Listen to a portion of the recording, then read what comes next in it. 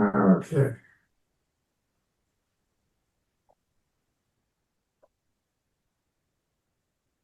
Ok. Sacarme un poquito más. Bueno, voluntario para comenzar con una oración, por favor. Me parece que hermano Fernando tiene semblante de voluntario. Bueno, ¿me escuchan? Sí, Ya, oremos. Buen Señor y Padre, rogamos que te damos gracias por la oportunidad que nos das de estudiar, de aprender acerca de tu palabra. Rogamos que tú nos ayudes, abras nuestras mentes y separes todo obstáculo que entorpezca el aprendizaje y el entender lo que tú quieres enseñarnos. En el nombre de Jesús lo rogamos. Amén. amén. Vamos a ver primero, antes de proceder, a un repaso, un poco de repaso de la última lección anterior. Vimos la última vez el concepto del bautismo en el Espíritu Santo o bautismo con el Espíritu Santo desde una perspectiva reformada que nosotros consideramos la perspectiva bíblica. El término bautismo con el Espíritu Santo se introduce en el Nuevo Testamento por el Juan el Bautista. Y él dijo, yo bautizo con agua, pero viene uno después de mí que bautizará con el Espíritu Santo. Jesús también mismo utilizó el término ese en el capítulo 15, 5 de los Hechos. No, el capítulo 1, versículo 5 de los Hechos. Bueno, en la rama reformada de la teología, igual con los bautistas y iglesias independientes, muchos, consideramos que el término bautismo con el Espíritu Santo es un sinónimo de la regeneración, de nacer de nuevo. Esto es apoyado por varios textos tales como Tito capítulo 3 y también un versículo importantísimo, 1 Corintios 12:13. Pues en el contexto de Tito 3, vemos lo que llamamos en la teología el ordo salutis, es decir, orden de eventos en la salvación. Esos eventos a veces pasan simultáneamente, pero hay una orden lógica, más que cronológica. Es decir, según este texto vimos que el Espíritu Santo es derramado sobre un pecador y eso causa su regeneración, que a su vez causa la justificación por la gracia y la recepción de la vida eterna. Así vimos que el bautismo del Espíritu Santo es, en efecto, nuestra regeneración. Y que, como vamos a ver en la lección siguiente, es un error de la parte de los pentecostales aplicar el término bautismo del Espíritu Santo a otra cosa que la regeneración. Bien, ahora ya vamos a ver el pentecostalismo. Voy a subir eso a mi propia computadora. Es la lección 8 y vemos aquí que en el pentecostalismo ellos tienen una perspectiva muy diferente de lo que nosotros pensamos es bíblica.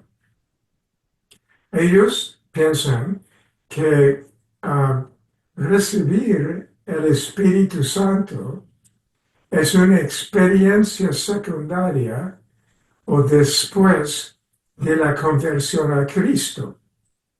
Algunos pentecostales me explicaron que consideran que la persona salvada tiene algo del Espíritu Santo, pero no es lleno del Espíritu Santo, y esa experiencia viene después de su conversión, en que recibe una nueva efusión del Espíritu Santo con propósitos ministeriales.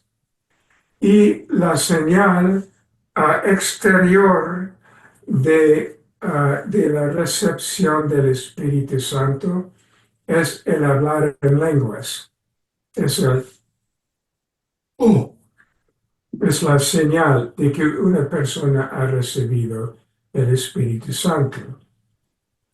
Ahora, he mencionado aquí unos textos de prueba que los pentecostales usan normalmente para apoyar su teología, dos puntos que mencioné arriba. Y hablan mucho del día de Pentecostés, en que todos fueron llenos del Espíritu Santo y hablaban con lenguas.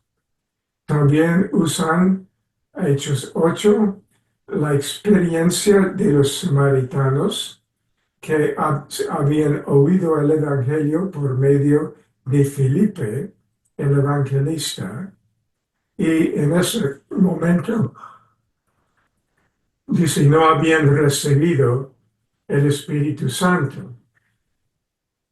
Y vinieron de Jerusalén Pedro y Juan y administraron el Espíritu Santo por imposición de sus manos.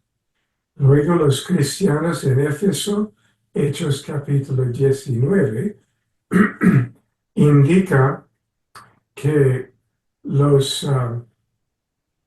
algunos efesios, una docena de hombres, habían oído el Evangelio parcialmente por medio de Juan el Bautista o habían oído de Juan el Bautista. No estamos seguros. Puede ser que eran judíos que habían experimentado el bautismo de Juan el Bautista en Palestina y luego emigraron a Éfeso luego. No estamos seguros, pero de toda forma dice que Pablo les preguntó si habían recibido el Espíritu Santo después de haber creído. Ellos dijeron que ni hemos oído de que hay Espíritu Santo. Entonces Pablo administraba eso a los efesios por imposición de manos. Para los pentecostales, esos textos son redundantes, son terminantes, son absolutos en su apoyo de su doctrina, para apoyar su doctrina de que recibir el Espíritu Santo es una experiencia separada de la conversión a Cristo. Ahora, ¿cómo respondemos desde una perspectiva reformada a esas manifestaciones pentecostales? Bueno, nuestra forma de percibir eso es que primero notar que las pruebas, las evidencias, textos de prueba que los pentecostales dan, salen únicamente del libro de Hechos. Y pensamos que eso es un error en es tratar de establecer doctrina final a causa de lo que llamamos la regla hermenéutica de revelación progresiva. ¿Qué significa eso? Ya tocamos de eso brevemente en una lección anterior, pero vamos a entrar en detalle en esto. La regla de revelación progresiva dice que la Biblia está formateado en una forma progresiva, comenzando con historia en el Antiguo Testamento y llegando hasta el Nuevo Testamento. Entonces la regla es esto, que la revelación posterior interpreta la revelación anterior. La revelación anterior no interpreta la revelación posterior. O decirlo de una manera más concreta, el Nuevo Testamento interpreta el Antiguo Testamento. El Antiguo Testamento no interpreta el Nuevo Testamento. Pero ¿qué dentro del Nuevo Testamento mismo? Ahora, en el Nuevo Testamento vemos el Nuevo Testamento dividido en partes. La parte histórica, 5 libros históricos, y la parte, ¿cómo decir?, doctrinal, o en que se trata de doctrina y práctica, se llaman las epístolas, hasta Judas, y luego Apocalipsis es una división aparte de sí mismo. Ahora, pero básicamente es dos partes. La parte posterior de epístolas interpreta la parte anterior, los libros históricos. Los libros históricos, por tanto, no tienen la palabra final en lo de doctrina y práctica. Lo que es buena y sana doctrina se ve en las epístolas que tienen la última palabra en eso. No vemos en las epístolas apoyo para esas dos presuposiciones pentecostales.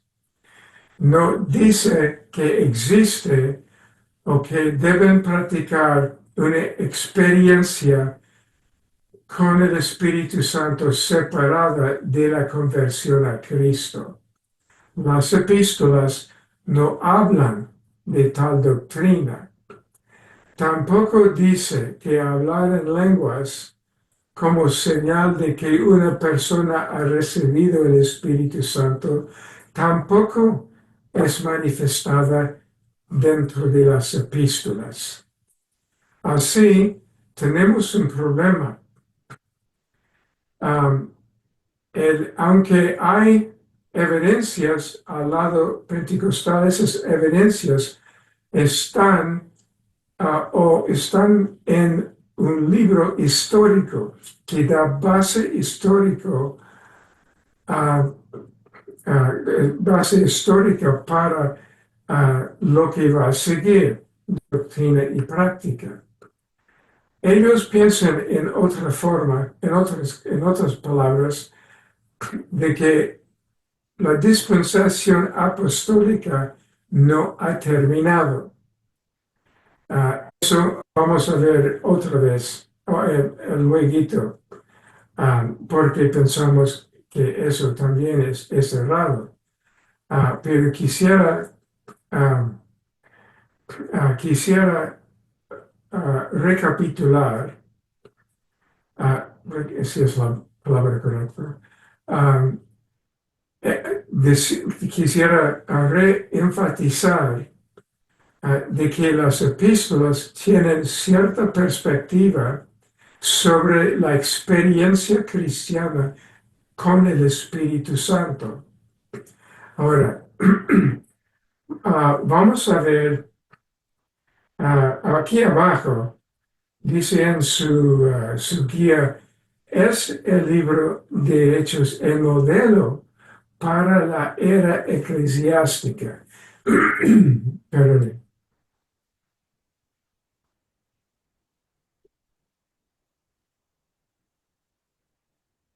Decimos en la teología reformada que la respuesta es negativa. No es el modelo para la era eclesiástica a causa de la regla de revelación progresiva. Las epístolas son el modelo. Los hechos, el libro de los hechos es el trasfondo histórico del modelo.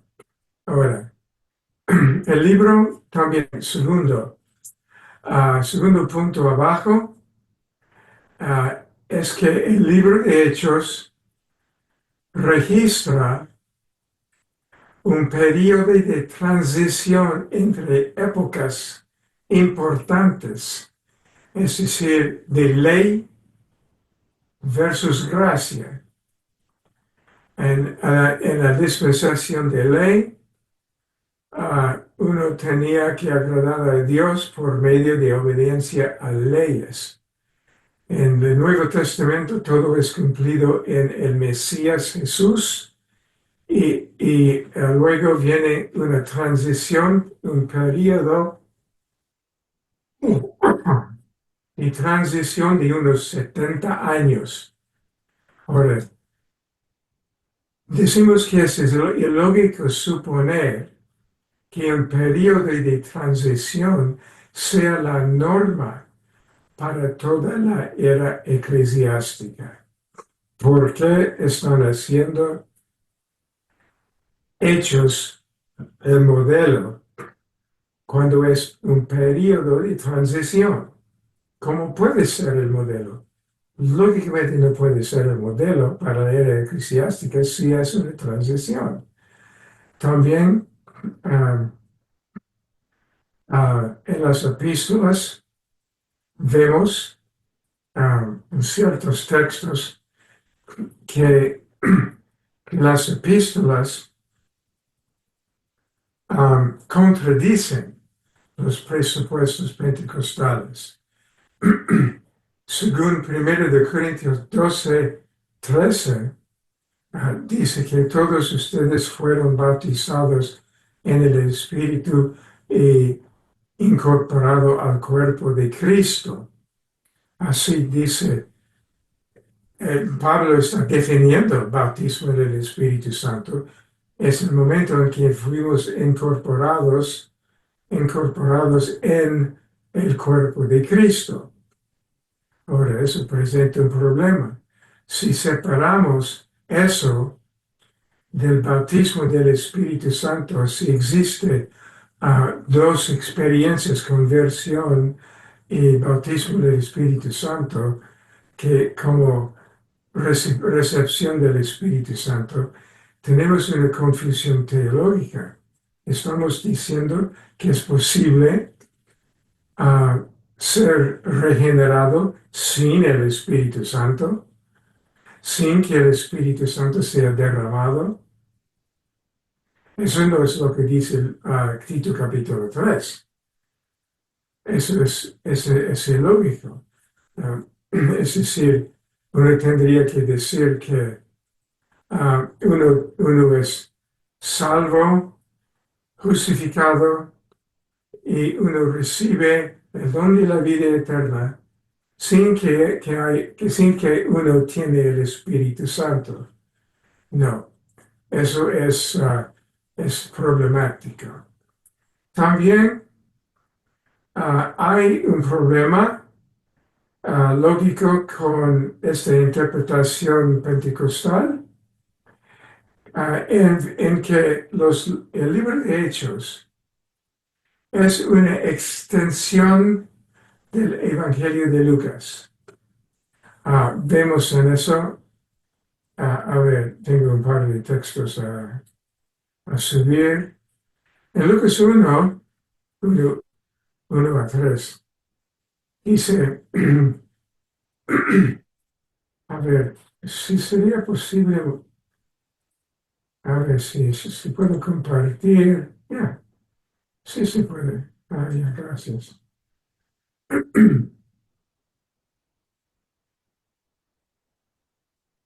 Ya, oh, ok. ¿Pueden ustedes ver estos textos? ¿Cómo? ¿No?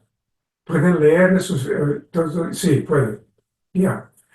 Noten que hay muchos que han tratado de poner en orden la historia de las cosas. Noten, historia. Está hablando de historia, que entre nosotros ha sido certísimas. Y luego dice, me ha parecido también a mí, después de haber investigado, escribirlas por orden, oh excelentísimo Teófilo. Está diciendo que es una obra histórica, ¿entienden? Ahora, luego en Hechos, dice Hechos 1, en el primer tratado, oh Teófilo, hablé acerca de las cosas que Jesús comenzó a enseñar y a hacer y a enseñar. Es decir, Hechos es un segundo tratado de Lucas. Es una extensión de Lucas. Pero ¿qué es el propósito de Lucas? Historia de las cosas. Así, es historia, no doctrina. Está diciendo, simplemente diciendo lo que pasó, ¿verdad? No está enseñando doctrina como si fuera una epístola. Ahora, regresando a su guía, ya. Así, otro motivo porque el libro de Hechos no es un modelo para la era eclesiástica, porque no solo fue la intención del autor de esos dos libros. También, aquí donde dice no hay distinción en las epístolas, quería decir por eso que en las epístolas no hay nada que sugiere que existe una experiencia secundaria posterior a la conversión que le hace a uno superior a otros cristianos. Porque esa doctrina pentecostal divide, divide el reino de Dios, divide los cristianos en la iglesia en dos categorías, espiritualmente superior y espiritualmente inferior, superiores, inferiores, solo a base de esa experiencia post-conversión. Y hay casos en que una persona queriendo ser uno de los superiores, bueno, comienza a hablar barboteando en la lengua que no es un don de lengua legítima, basado en la presuposición que existe de toda forma, y en efecto causa los pentecostales que recibieron esa experiencia se consideran espiritualmente superiores a todos los que no habían recibido esa misma experiencia. He tenido oportunidad de conocer pentecostales y a veces el hábito de algunos es tratar de ministrar el bautismo a otras personas, como por ejemplo, hermano Roger, ¿acaso usted ha recibido su lengua espiritual, por ejemplo? Y yo sé, yo sé que cuando me dicen eso, no es recién porque eso pasaba antes de ponerme a presbiteriano. Yo sabía lo que estaban diciendo. Estaban tratando de administrarme el bautismo del Espíritu Santo um, y con hablar con lenguas. Y es eso, ellos hacen eso porque creen que han recibido una bendición superior y que es su deber administrar eso a otros para que otros lleguen a su nivel espiritual, experimentar esa nueva vida espiritual que ellos supuestamente tienen. Um, el problema con eso es que en la Biblia, en las epístolas, no vemos ninguna distinción entre cristianos superiores versus cristianos inferiores. Lo que vemos es conducta. Vemos que los Gálatas se metieron la pata en lo de doctrina. Vemos Corintios que cayeron en varios problemas. Pero no vemos a Pablo diciendo que ustedes están en un rango inferior a otros cristianos. Es que Pablo trataba con problemas que los cristianos tenían, pero no los dividían en una categoría de superior e inferior basado en alguna experiencia personal. Eso es una doctrina que no se enseña en el Nuevo Testamento. Por esos varios motivos, pensamos que el libro de Hechos no es un modelo para la era eclesiástica, aunque añado, puede haber superposiciones. No estoy diciendo que algún cristiano no puede experimentar lo que algunos apóstoles experimentaron. Claro que pueden. Lo que estoy diciendo que es incorrecto y es antibíblico tomar alguna experiencia dentro de Hechos como la norma para todo cristiano a través de toda la era eclesiástica. Eso es el punto. Sí, puede haber personas que reciben un don especial de milagros. No estoy negando. En ese sentido, soy un continuista muy moderado, muy moderado.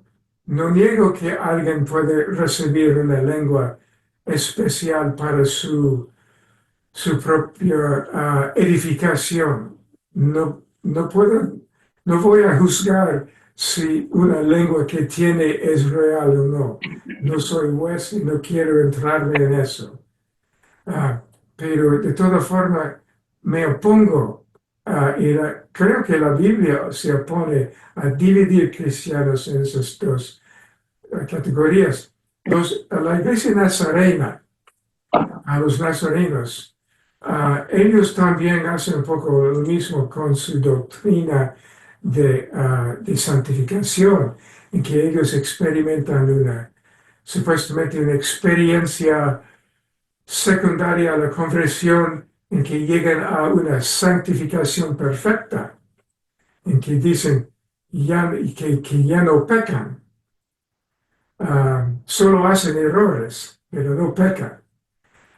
Yo no soy teólogo tan fino para distinguir la diferencia entre un error y un pecado, pero disculpe el sarcasmo. Entonces, ellos se separan entre los santificados versus los no santificados.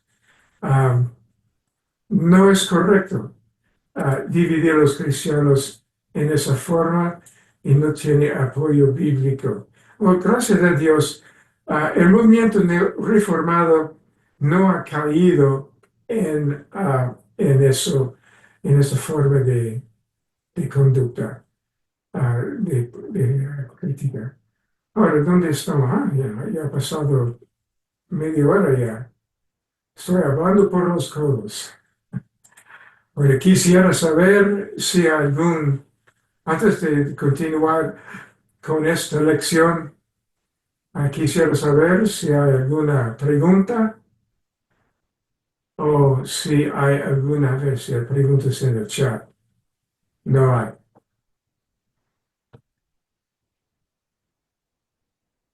¿Comentario o pregunta?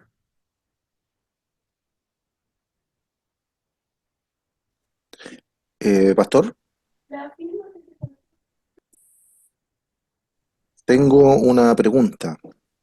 ¿El continuismo no, no entra en conflicto con el hecho de que el canon bíblico ya está cerrado? Vamos a entrar en eso en las próximas dos lecciones. Ah, Personalmente creo que no está en conflicto. Y voy a explicar por qué. Iba a mencionar, no me recuerdo si mencioné eso, pero Mintz no tiene una manifestación doctrinal escrita como tal en eso, porque como ustedes saben, es muy amplia en su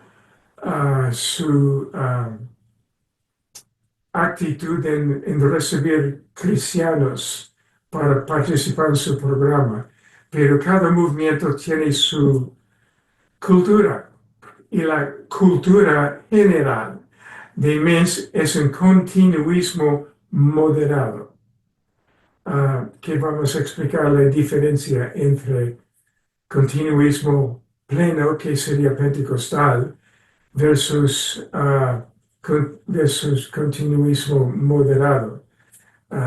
Vemos en las lecciones anteriores. La respuesta que yo daría es que no veo que hay conflicto.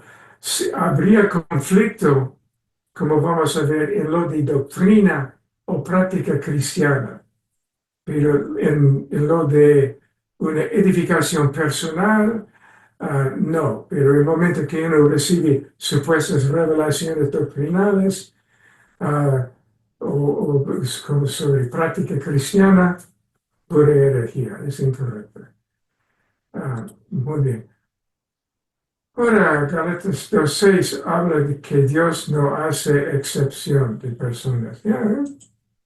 Bien dicho, bien dicho. A ver, quisiera tomar un descanso de unos 5 minutos nomás, literalmente 5 minutos. Vamos a tomar el descanso mayor luego, pero tengo que descansarme la voz y la mente un poquito. Vamos a recapitular, o más bien reanudar la lección.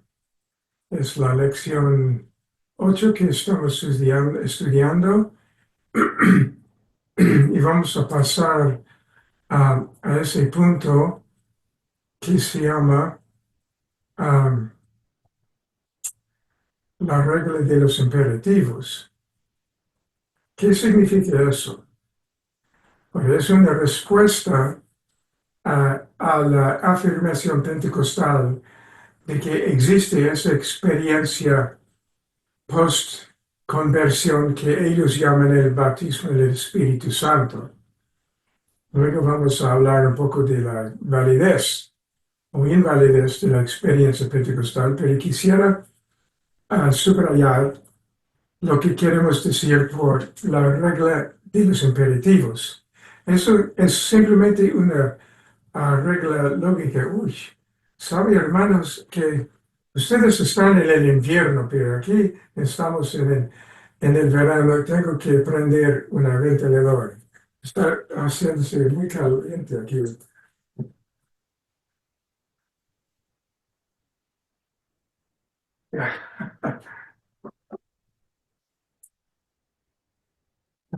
Ya, mejor. Ahora, la regla de los imperativos significa que un mandamiento, no, que una narración no es necesariamente un mandamiento. O otra forma de decirlo, lo he oído decir de esa forma, descripción no es proscripción. Eso significa que una narración no es un mandamiento, forzosamente. Es decir, una narración describe un fenómeno, pero no significa necesariamente que debemos hacer lo mismo. Lucas, como buen historiador, se limitaba a describir lo que sabía que pasó, lo que ocurrió, sin insinuar o sin decir que debemos nosotros repetir lo mismo. Podría ocurrir, pero exigirlo es una absurdidad lógica. No se puede deducir una doctrina de una mera narración. Puede ser un ejemplo de algo que se debe practicar, pero normalmente un escritor, un autor bíblico de la Biblia, un escritor diría eso, ¿verdad? Así, no sé, no estoy seguro si me siguen, pero lo voy a repetir de otra forma.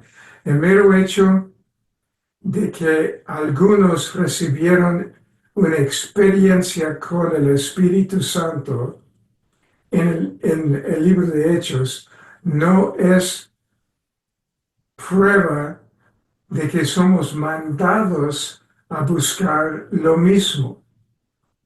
Las epístolas no hacen ese juego, ¿verdad? Es decir, descripción no es proscripción, narración no es mandamiento.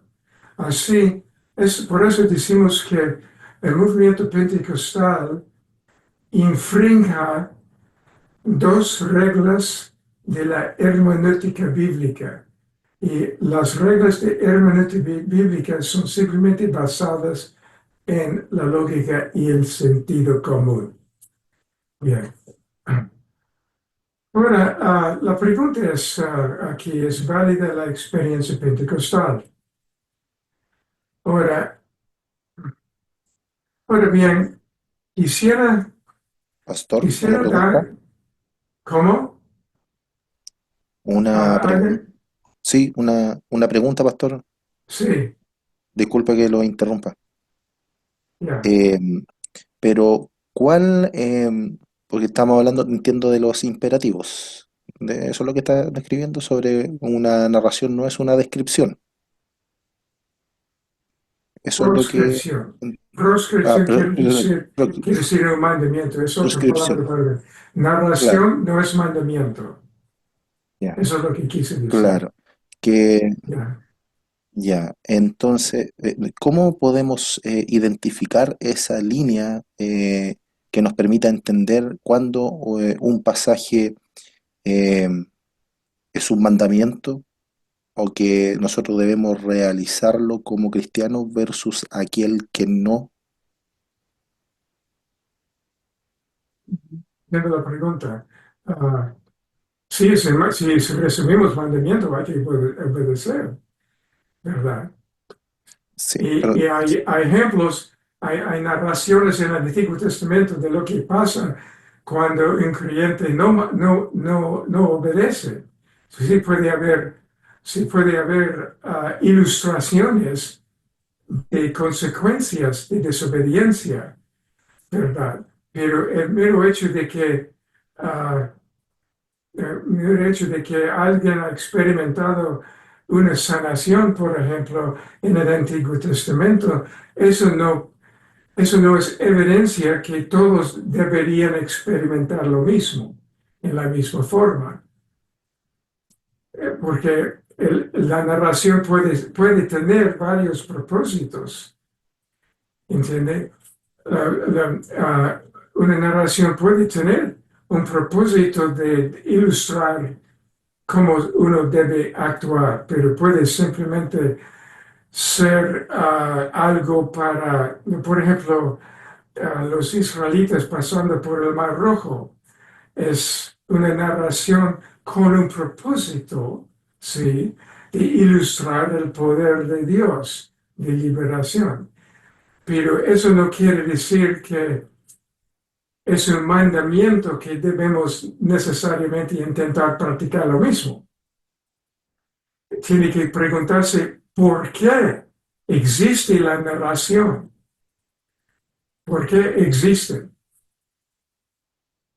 Entonces, como vimos, Lucas dijo que es una extensión, está simplemente reportando eventos históricos en Lucas y en Hechos de cosas que él observó o sabía que habían pasado, pero no está enseñando doctrina, ¿entiende? Es un historiador, no un maestro de teología, si puedo decirlo de una manera básica y franca. ¿Eso ayuda? ¿Ya? Ok, muy bien. Ahora, es válida la experiencia pentecostal. He decidido de no ser juez en esta cuestión, porque no me siento apto para ser el juez de experiencias espirituales de otras personas, excepto si la experiencia contiene elementos que son antibíblicas. Puedo aceptar, yo creo que puede haber y hay experiencias excepcionales o hasta espectaculares con el Espíritu Santo después de la conversión. Incluso después de ser lleno del Espíritu Santo, en Hechos 2, los apóstoles recibieron el Espíritu Santo. Luego en Hechos 4, otra vez fueron llenos del Espíritu Santo después de esa experiencia de persecución a manos del Sanedrín. Habían experimentado una nueva y fresca llenura del Espíritu Santo, aunque eran ya cristianos. Yo no estoy hablando, en otras palabras, no, cuando estoy hablando pentecostales, puedo decir que no estoy negando su experiencia, porque es su experiencia, no la mía. Entonces, ¿cómo puedo buscar su experiencia y decir que eso no es del Espíritu Santo?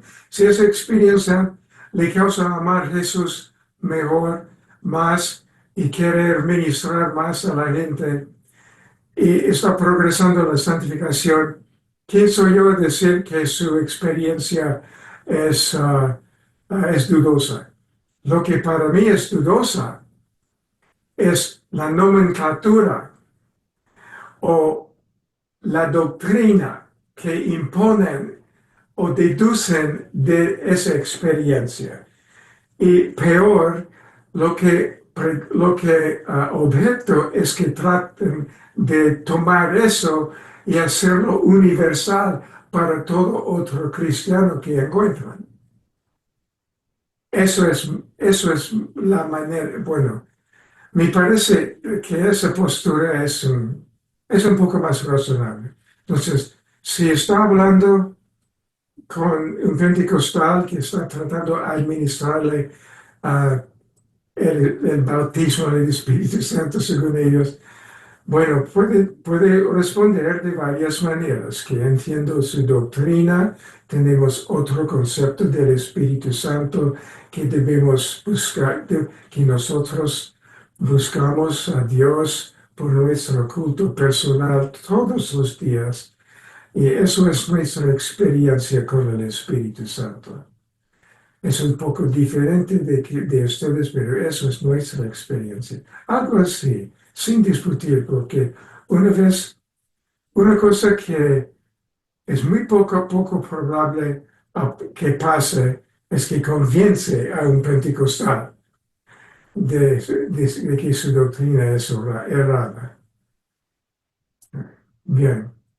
Ah, quisiera mencionar un poquito, a ver si lo tengo aquí. Ya sí, lo puse. El movimiento carismático.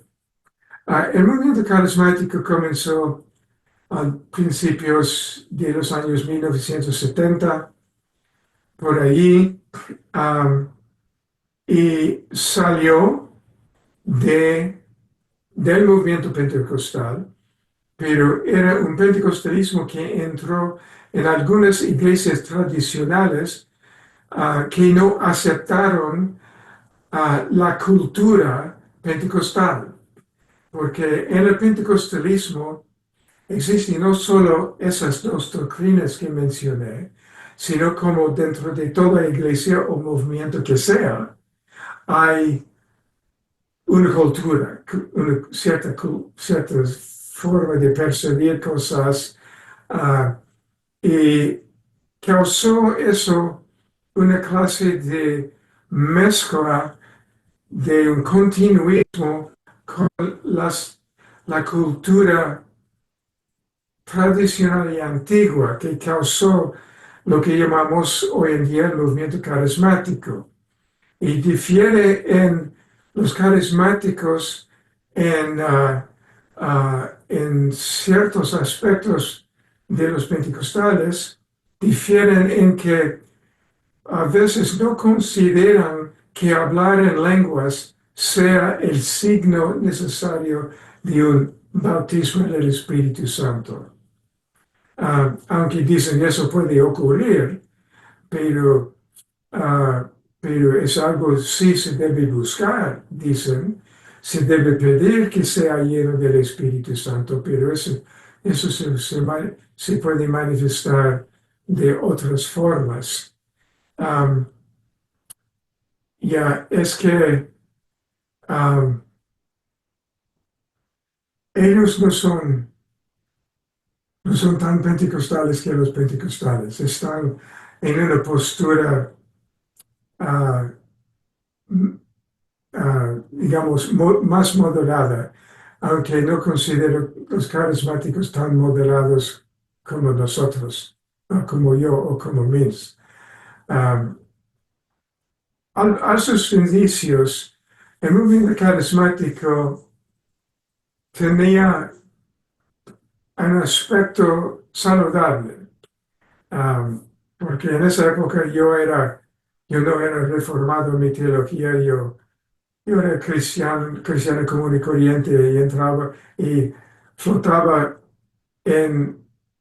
bueno, mayormente en una rama cuasi bautista, pero conociendo a otros cristianos. Y en su inicio era un intento de avivar dones espirituales que unos consideraban descuidados por las denominaciones. Era para ellos un avivamiento o una reanudación de los dones espirituales que los cristianos deberían practicar dentro de su propia denominación.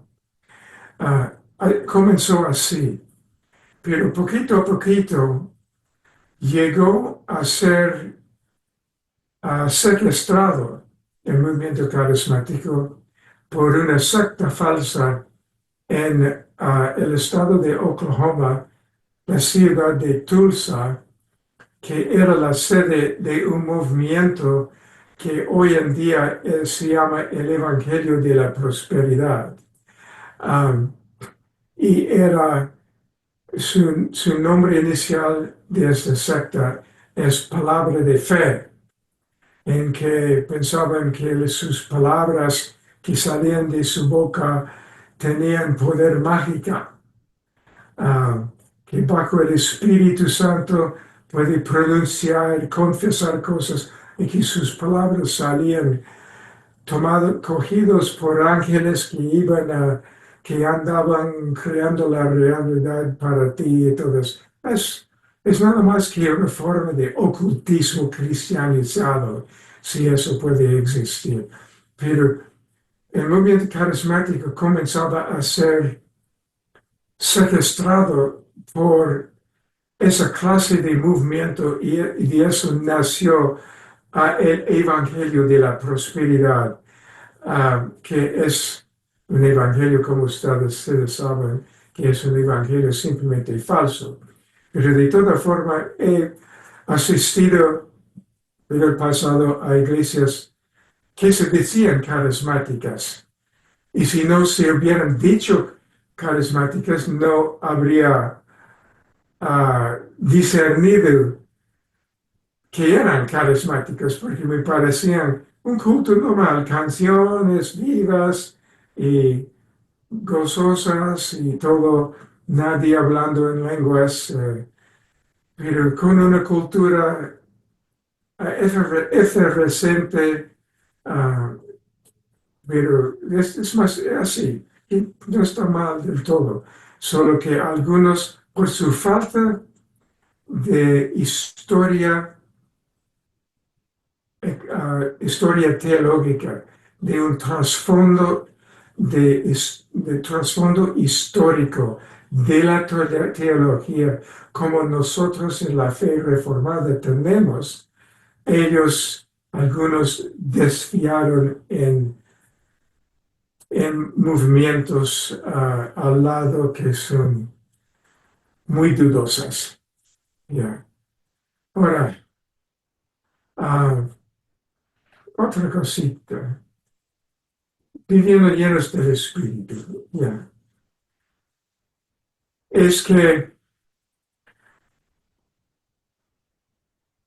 el movimiento presbiteriano y reformado, es difícil expresar eso de una forma en que no llegue a ser malentendido. El movimiento reformado, a sus inicios, era muy antimístico.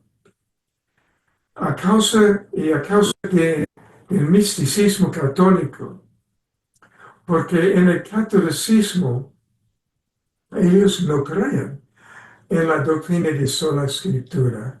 Es decir, la escritura es la única fuente de revelación divina y de práctica cristiana. Es la única revelación para doctrina y práctica cristiana. La Iglesia Católica no cree eso, cree en prima escritura, que quiere decir la Biblia es primero, más importante, pero puede venir otras cosas luego. Y a causa de ese misticismo católico entraba, bueno, todo el horror de doctrinas falsas que llegan a la perdición.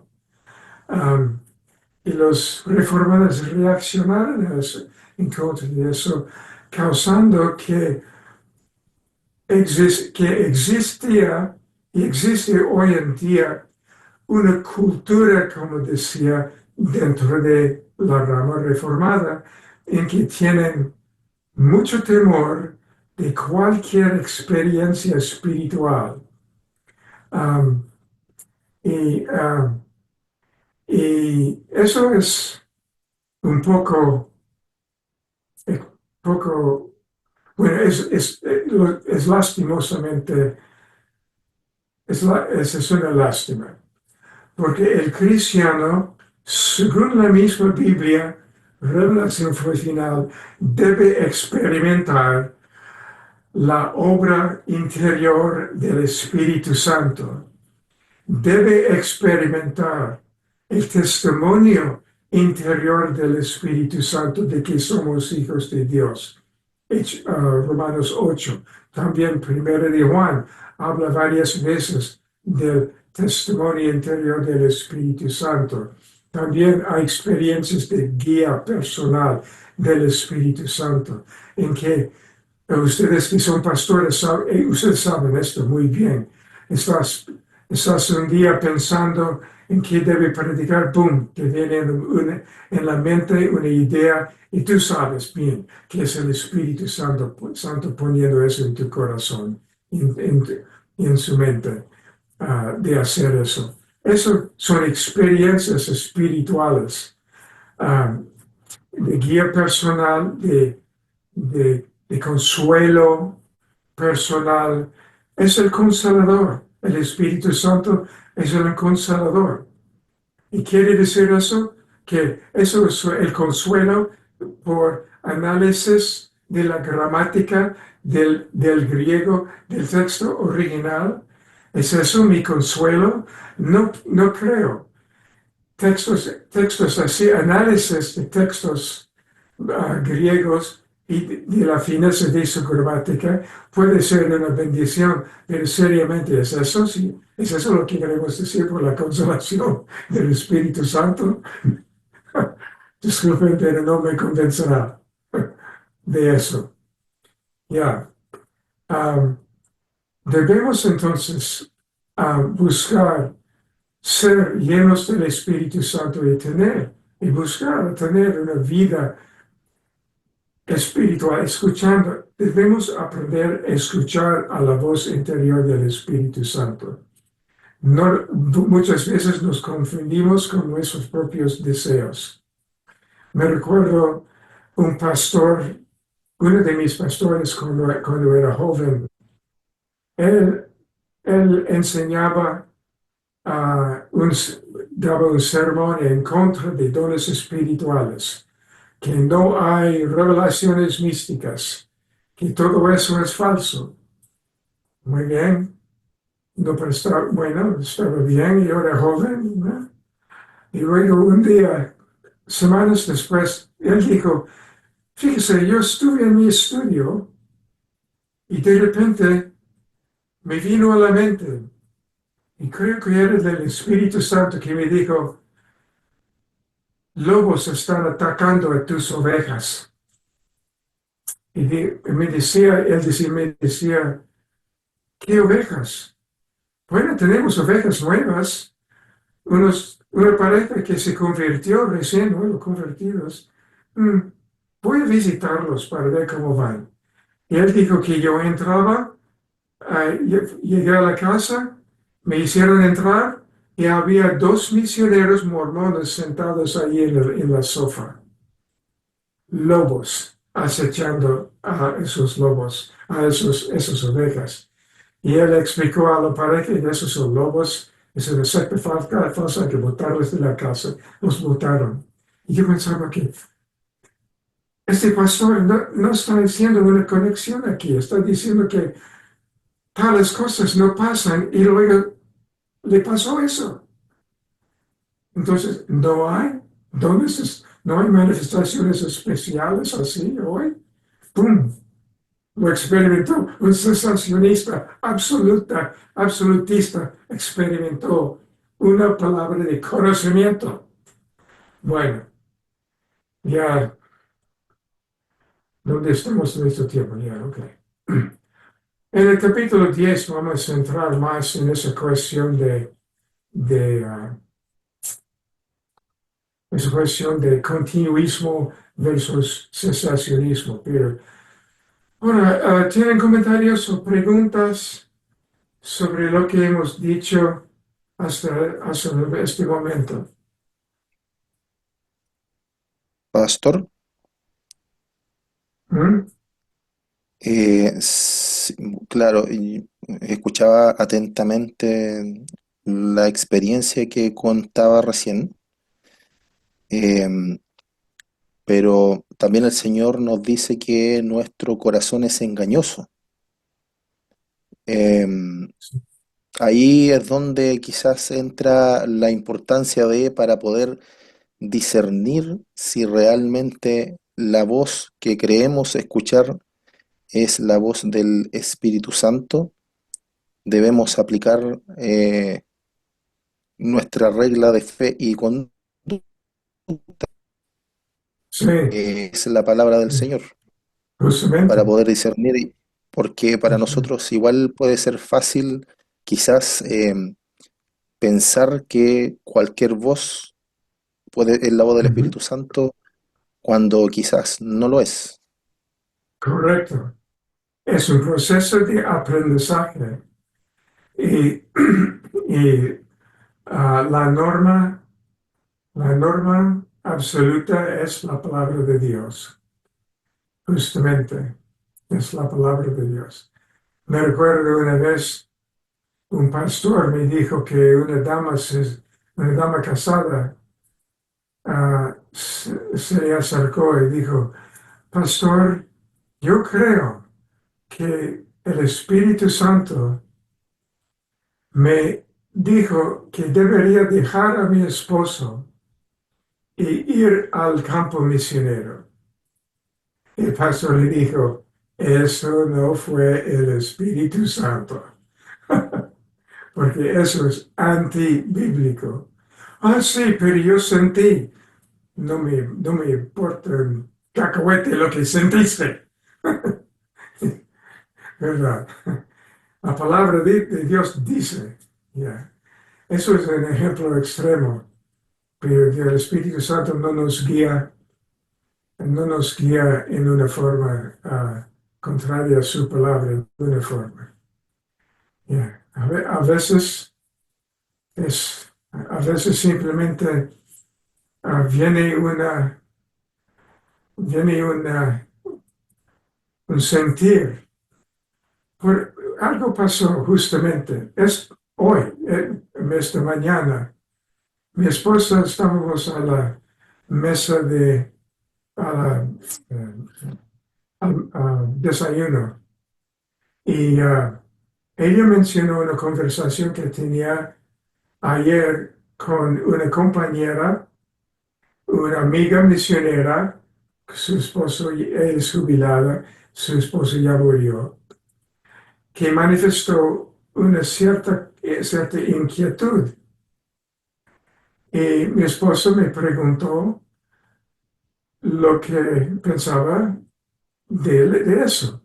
Y de repente me vino a la mente un par un sentir, cierto sentir, algo fuerte del corazón que subió a la mente y dije, pienso que la respuesta para esta dama debería ser eso y eso.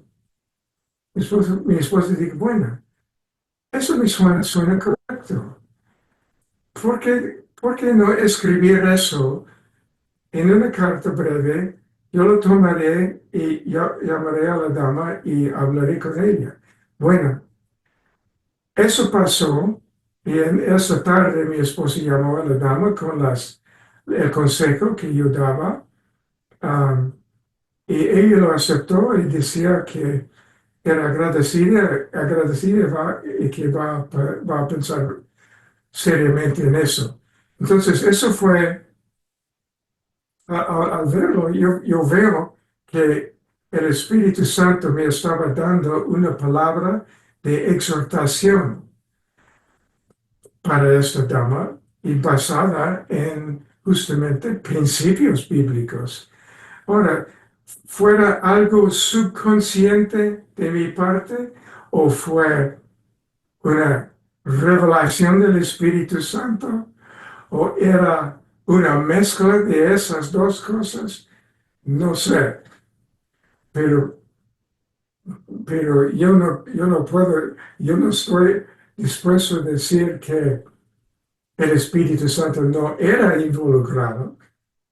Yo sé que era involucrado. Esa es parte normal de la vida ministerial, a mi parecer. Pero estamos desviándonos un poco. Ok, yeah. Ahora, el capítulo 9. Yo puse eso en sus guías en forma de artículo porque yo pensaba que no es un asunto, um, no es un asunto muy central, es algo que tenemos que tratar con esta cuestión de la blasfemia contra el Espíritu Santo porque estamos hablando de neopatología y entra, pero no es algo que es de grave importancia en términos prácticos. Y el motivo por qué digo eso es por la variedad de las interpretaciones sobre esta cuestión de qué es. Bueno, en Mateo 12, como ustedes pueden ver, dice que todo pecado y blasfemia será perdonado, mas la blasfemia contra el Espíritu no le será perdonada. El que hable contra el Espíritu Santo no le será perdonado, ni en este siglo ni en el venidero. Bien. Ahora, ¿qué significa eso? Bueno, yo no veo ningún motivo de complicar la interpretación, porque dice que habla en contra del Espíritu Santo. Bueno, hablando en contra del Espíritu Santo es blasfemia. Pero se sobreentiende que es algo consciente y de propósito y sabiendo que hay Espíritu Santo. Ah, Algunos sugieren que es imposible cometer este pecado, porque dicen que eso se aplicaba a la relación de Cristo con los fariseos de la época, que ellos estaban atribuyendo a Cristo uh, el poder del diablo en lo de hacer milagros. Así dicen que esa circunstancia no existe, Cristo no está, los fariseos no están. Así, este pecado hoy en día es imposible. Otros dicen que hasta es un rechazo de Cristo hasta la muerte. Bueno, es que rechazando a Cristo es un pecado. Si uno muere con este pecado, claro, será condenado. Resultará en condenación eterna. Pero eso no es blasfemia en contra del Espíritu Santo, porque el texto no habla de eso.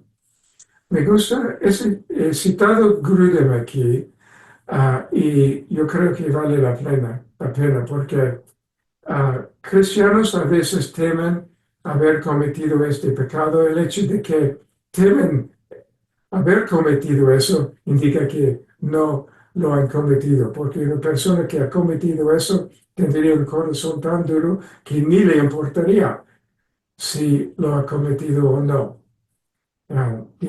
Dice que el hecho de que el pecado imperdonable implique una dureza de corazón y una falta de arrepentimiento tan extremas indica que aquellos que temen haberlo cometido y sin embargo siguen teniendo dolor por el pecado en su corazón y desean buscar a Dios, no entran en la categoría de los que son culpables de él.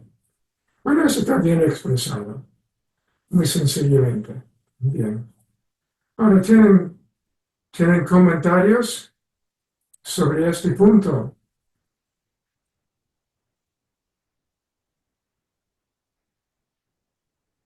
Ya,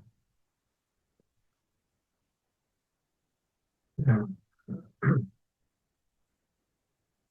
¿No? Veo aquí en el chat uno que dice que los testigos de Jehová no creen en el Espíritu Santo y no lo reconocen. Sí, yo mencioné eso al principio del curso, pero ya manifestamos por medio de muchos textos que el Espíritu Santo ciertamente existe.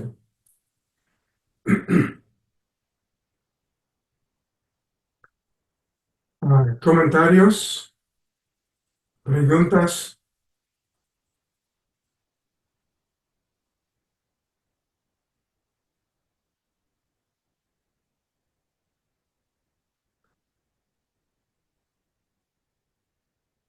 Mm, Son muy preguntones, lo que está bien. Ahora,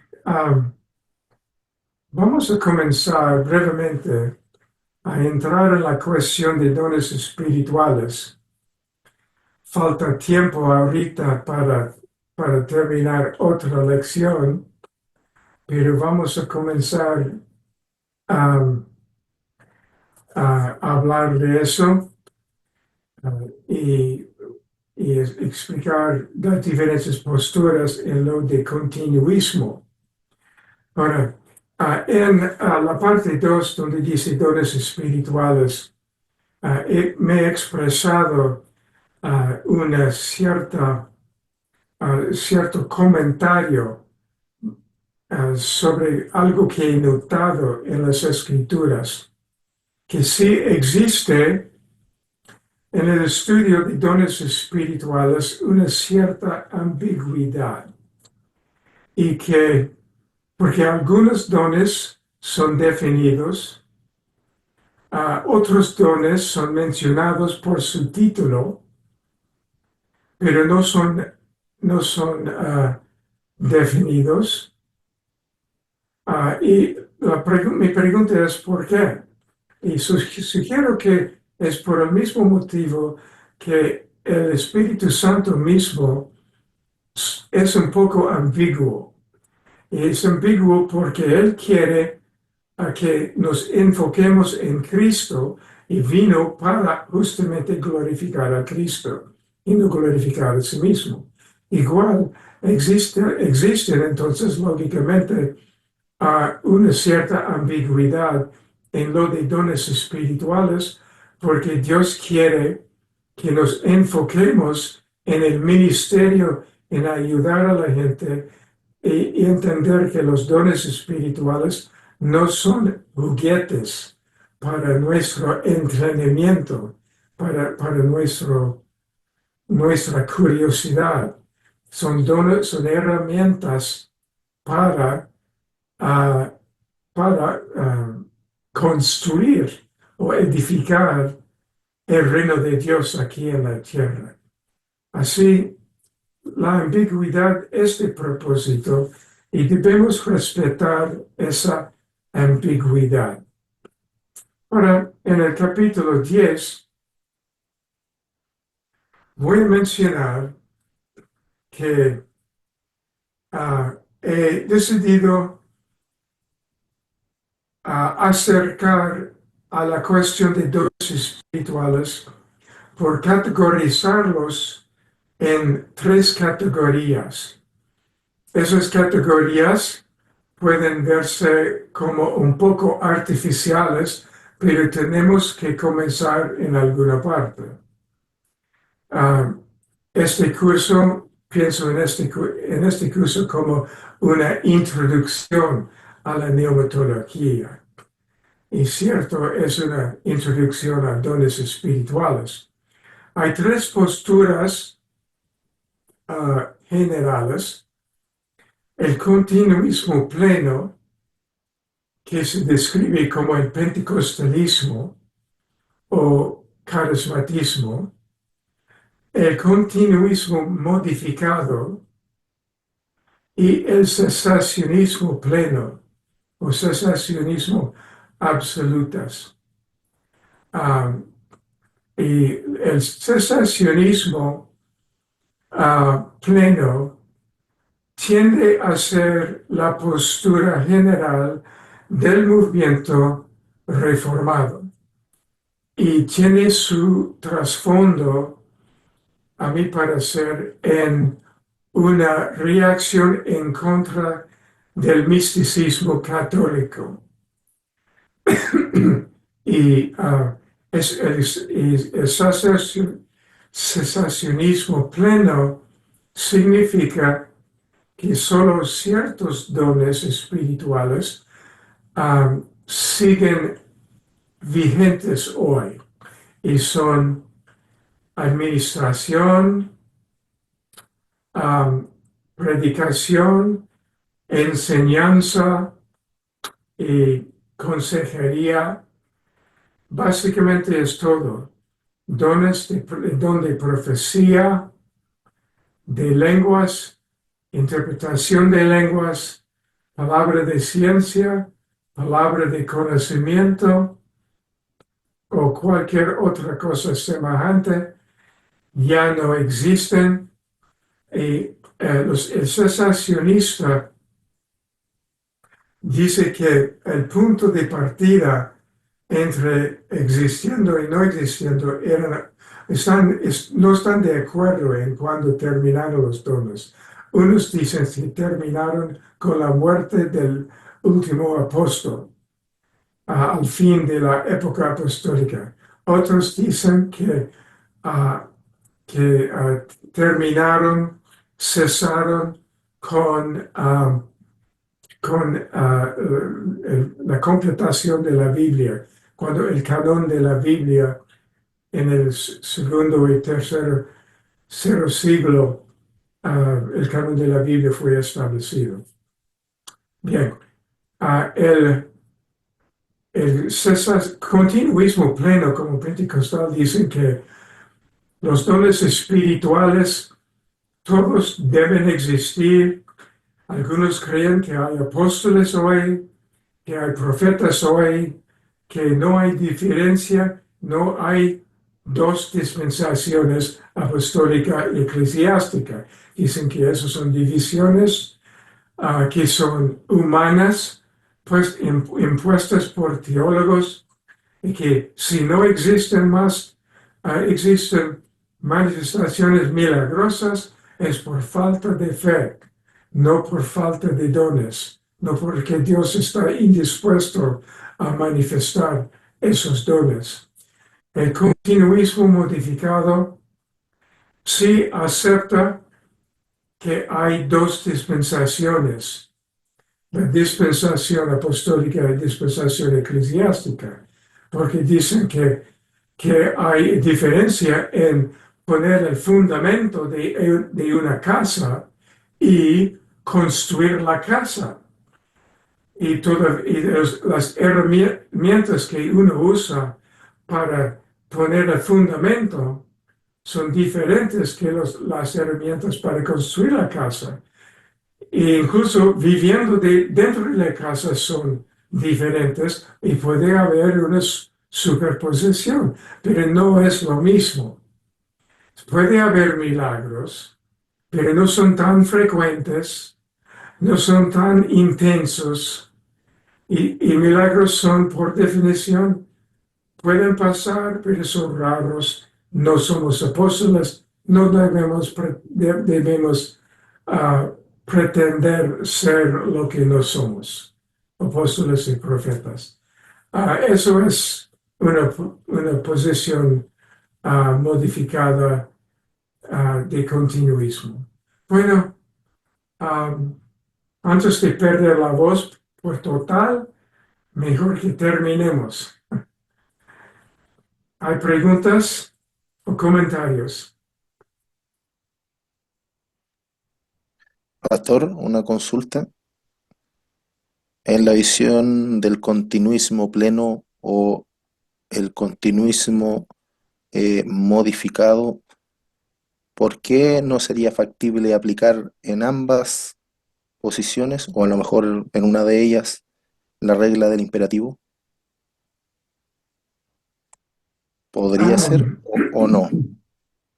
Sí, sí. Es decir, la postura modificada es una postura más pasiva que el pentecostal. ¿Entiende? El pentecostal piensa que es un deber manifestar dones espirituales. Si uno no está activamente buscando dones espirituales, entonces no es obediencia. El que tiene una postura modificada de continuismo moderado, puede pedir a Dios que le dé un don espiritual, pero si eso no pasa, eso no le molesta. A Pentecostal sí es molestado si no pasa. Eso es la diferencia. ¿Sabe qué es? En gran parte, como dije, una diferencia de cultura en lugar tanto de doctrina. Si me sigue la lógica de eso. Yeah.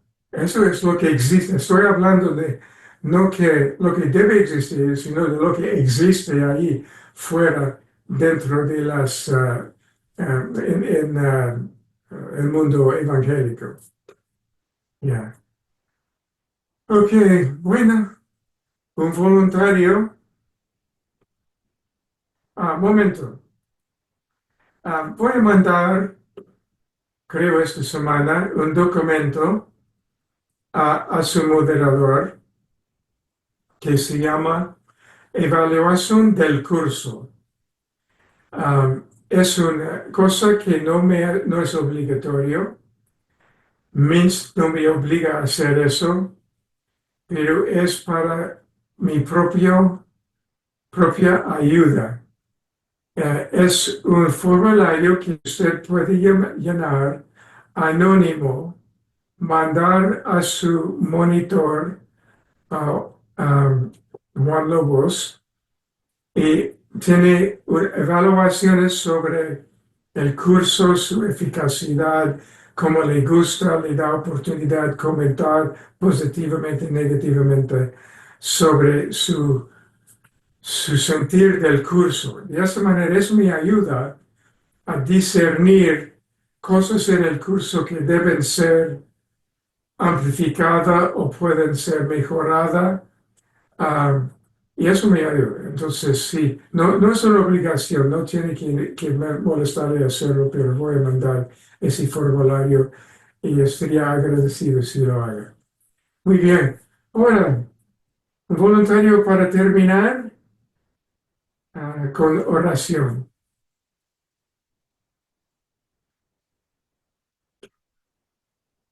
Ahora, hermano Gerson. Amén, pastor, sí. Oremos al Señor. Amado Dios, Señor, te damos gracias por este tiempo en que nos permite reunirnos de diferentes latitudes, Señor, para buscarte a ti a través de la reflexión, del aprendizaje de tu palabra. Te damos gracias, Señor, por nuestro pastor, por lo que tú haces en él, por la sabiduría también que le das para tratar estos temas. Ayúdale a él junto a su esposa en el ministerio que has puesto en sus manos. Y a nosotros también ayúdanos en nuestro estudio, en nuestro crecimiento, para ir forjando a través de tu Espíritu Santo nuestro carácter, para que éste se parezca cada vez más a ti, Señor. Acompáñanos en nuestras labores, quédate con nosotros, Señor, con nuestras familias. Te agradecemos en el nombre de Jesús, tu Hijo amado. Amén. Bueno, gracias, hermano.